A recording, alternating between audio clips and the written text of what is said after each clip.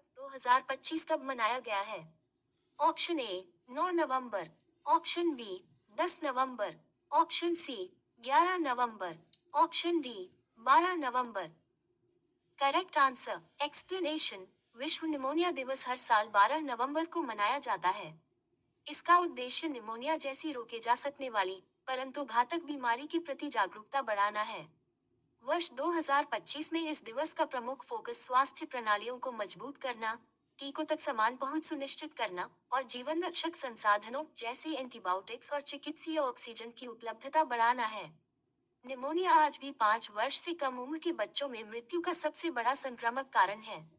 ये बुजुर्गों और पुरानी बीमारियों से ग्रस्त व्यक्तियों के लिए भी घातक साबित होता है, विशेष रूप से निम्न और मध्यम आय वाले देशों जैसे भारत में। हाल ही में भारत ने किस देश को हराकर कोग्निवेरा अंतरराष्ट्रीय पोलो कप जीता है? Option A New Zealand, option B Argentina, option C Italy, option D Morocco. Correct answer explanation. Jaipur के सवाई पद्मनाभ सिंह की कप्तानी में भारतीय टीम ने अर्जेंटीना को 10-9 से हराकर कोग्निवेरा इंटरनेशनल पोलो कप 2025 जीत लिया। ये मुकाबला जयपुर पोलो ग्राउंड, नई दिल्ली में हुआ। रोमांचक मैच में भारतीय टीम की रणनीति, सटीकता और टीम वर्क ने भारत की अंतर्राष्ट्रीय पोलो में बढ़ती प्रतिष्ठा को दर्शाया। हाल ही में किस राज्य में भारत की पहली जनजातीय जीनोम अनुक्रमण पहल शुरू की है? Option A Madhya Pradesh, option B Gujarat, option C Maharashtra, option D Telangana. Correct answer explanation. हाल ही में गुजरात ने भारत की पहली जनजातीय जीनोम अनुक्रमण परियोजना शुरू की है, जिसका उद्देश्य जनजातीय समुदायों में आनुवंशिक बीमारियों का अध्ययन करना है। इस परियोजना में 17 जिलों के विभिन्न जनजातीय समूहों के 2000 लोगों का जीनोम अनुक्रमण किया जाएगा। इसका मुख्य उद्देश्य सिकल सेल एनीमिया और थैलेसीमिया जैसी बीमारियों की पहचान करना है। इसे Gujarat biotechnology research centre GBRC द्वारा लागू किया जाएगा। हाल ही में दूरसंचार नवाचार को बढ़ावा देने के लिए CDOT ने किसके साथ साझेदारी की है? ऑप्शन ए ट्वॉट मंडी, ऑप्शन बी ट्वॉट जबलपुर, ऑप्शन सी ट्वॉट गांधीनगर, ऑप्शन डी ट्वॉट रुड़की। Correct answer explanation. दूरसंचार विभाग DOT संचार मंत्रालय, भारत सरकार के प्रमुख अनुसंधान एवं विकास केंद्र centre for development of telematics CDOT और भारत सरकार द्वारा स्थापित प्रमुख संस्थानों में से एक भारतीय प्रौद्योगिकी संस्थान गांधीनगर IIT-JN के बीच एक समझौता ज्ञापन पर हस्ताक्षर किए गए। इस समझौते का उद्देश्य दूरसंचार और साइबर सुरक्षा के क्षेत्र में अत्याधुनिक शोध, नवाचार और स्वदेशी उत्पादों के विकास को बढ़ावा देने हेतु एक उत्कृष्टता केंद्र COE की स्थापना करना है। CDOT की उत्कृष्टता केंद्र पहल का उद्देश्य प्रतिष्ठित संस्थानों की अकादमिक उत्कृष्टता के साथ CDOT की विशेषज्ञता का समन्वय करके दूरसंचार और प्रौद्योगिकी के क्षेत्र में भारत के नेतृत्व को गति प्रदान करना है। ये केंद्र मौलिक और अनुप्रयुक्त अनुसंधान दोनों के लिए एक केंद्र के रूप में कार्य करेगा, जिसका उद्देश्य मोबाइल संचार, साइबर सुरक्षा, क्वांटम संचार, उन्नत कृत्रिम बुद्धिमत्ता और उन्नत दूरसंचार अनुप्रयोगों जैसे महत्वपूर्ण क्षेत्रों में CDOT की मौजूदा विशेषज्ञता के क्षेत्रों में उत्कृष्टता प्राप्त करना है। हाल ही में जारी हारून रिसर्च इंस्टीट्यूट की नवीनतम रिपोर्ट के अनुसार कौन विश्व के अरबपतियों की राजधानी बना है? Option A New York, option B Beijing, option C London, option D Paris. Correct answer explanation. विश्व का सबसे बड़ा वित्तीय केंद्र न्यूयॉर्क 119 अरबपतियों के साथ अब भी दुनिया का नंबर 1 अरबपति शहर बना हुआ है। यहाँ स्थित न्यूयॉर्क स्टॉक एक्सचेंज और नास्डैक जैसे वैश्विक बाजार इसकी आर्थिक शक्ति का प्रतीक हैं। इसके बाद लंदन 97 अरबपतियों के साथ दूसरे स्थान पर है, जो यूरोप के लंबे समय से आर्थिक केंद्र के रूप में जाना जाता है।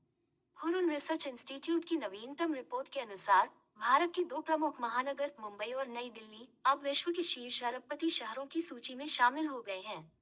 ये सूची हाल ही में दूरसंचार नवाचार को बढ़ावा देने के लिए CDOT ने किसके साथ साझेदारी की है?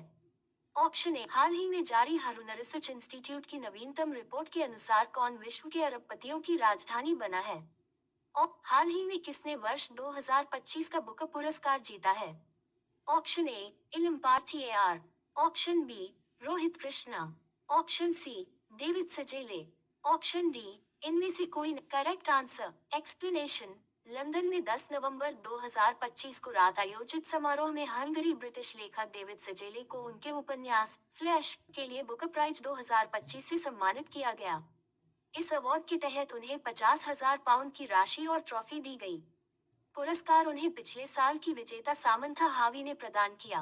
51 वर्षीय सजेले के उपन्यास फ्लैश में एक ऐसे व्यक्ति की कहानी है जो भावनात्मक रूप से टूट चुका है और जिंदगी की कुछ अप्रत्याशित घटनाएं उसकी दुनिया बदल देती हैं। कहानी को समझने के बाद फैसला सुनाने वालों ने इस किताब को सरल लेकिन गहराई से भरी, तनावपूर्ण और भावनात्मक रूप से झकझोर देने वाली कहानी बताया। हाल ही में गेल इंडिया के सीएमडी के रूप में किसे चुना गया है? Option A Girish Chandra Murmu, option B Deepak Gupta, option C Saurabh Jain, option D Prabhakar Mishra. Correct answer explanation GAIL India limited के नए अध्यक्ष एवं प्रबंध निदेशक सीएमडी के रूप में दीपक गुप्ता को चुना गया है। दीपक गुप्ता वर्तमान में कंपनी में कार्यरत हैं और ऊर्जा क्षेत्र में उनका लंबा अनुभव है। सार्वजनिक उपक्रम चयन बोर्ड पीएसबी ने उन्हें इस पद के लिए अनुशंसित किया है। वे वर्तमान सीएमडी संदीप कुमार गुप्ता के स्थान पर कार्यभार संभालेंगे, जिनका कार्यकाल पूरा हो चुका है। दीपक गुप्ता की नियुक्ति गैस, पेट्रोलियम और ऊर्जा क्षेत्र में कंपनी की रणनीतिक योजनाओं को और मजबूत करने की दिशा में एक महत्वपूर्ण कदम मानी जा रही है। हाल ही में किस राज्य में 2 दिवसीय 22वें राष्ट्रमंडल संसदीय संघ सम्मेलन का समापन हुआ है? Option A Tripura, option B Assam, option C Uttar Pradesh, option D Nagaland. Correct answer explanation हाल ही में नागालैंड में 2 दिवसीय 22वें राष्ट्रमंडल संसदीय संघ Commonwealth parliamentary association CPA Bharat क्षेत्र जोन 3 सम्मेलन का समापन हुआ। इस सम्मेलन में पूर्वोत्तर के कई राज्यों के विधानसभा अध्यक्षों, सांसदों और विधायकों ने भाग लिया। सम्मेलन का उद्देश्य लोकतांत्रिक संस्थाओं को मजबूत करना, संसदीय परंपराओं का आदान प्रदान करना और सुशासन को प्रोत्साहित करना था।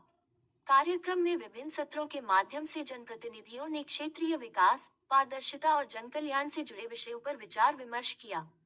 नागालैंड विधानसभा ने इस महत्वपूर्ण आयोजन की मेजबानी की, जिससे राज्य का गौरव और राष्ट्रीय महत्व बढ़ा। हाल ही में कौन संयुक्त राष्ट्र पर्यटन का नेतृत्व करने वाली पहली महिला बनी है?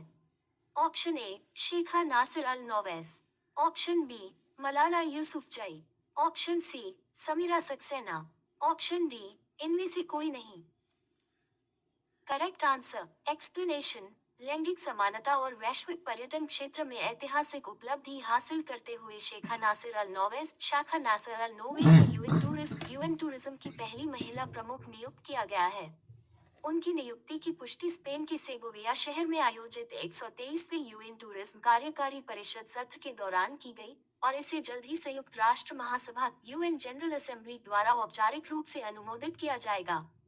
वे जनवरी 2026 में 4 वर्ष के कार्यकाल के लिए पदभार ग्रहण करेगी, जिससे संगठन की स्थापना 1975 के बाद 50 वर्षों की परंपरा टूटेगी। हाल ही में किस राज्य में हाल ही में अभिनय किंगर का निधन हुआ है, वे कौन थे? ऑप्शन ए अभिनेता, ऑप्शन बी कवि, ऑप्शन सी लेखक, option D costume designer. Correct answer explanation हाल ही में 44 वर्षीय तमिल अभिनेता अभिनय किंगर का 10 नवंबर को लीवर से संबंधित बीमारी से निधन हो गया है। उन्हें 2002 की फिल्म थुल्लुवाधो इलमई में उनकी भूमिका के लिए जाना जाता था।